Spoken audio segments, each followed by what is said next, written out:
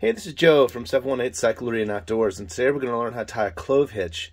And this is a knot as taught to me by Chombo of the Packratters. The four nice things about clove hitches: easy to learn, easy to tie, very secure, and easy to remove. So a clove hitch, basically you're attaching a rope onto something solid, an anchor point. So we're going to take our rope, we're going to loop it over once, we're going to cross over, we're going to come through,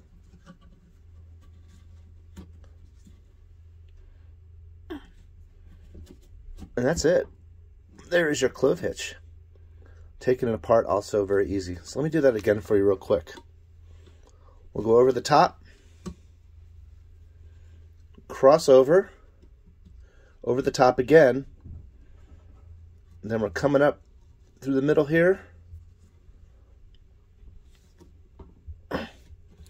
And there you go, there's a clove hitch. You see this a lot in climbing and other issues where you have to tie a rope onto something solid. So nice and tight, and then it comes off super easy. And again, that's the clove hitch, and thanks for watching.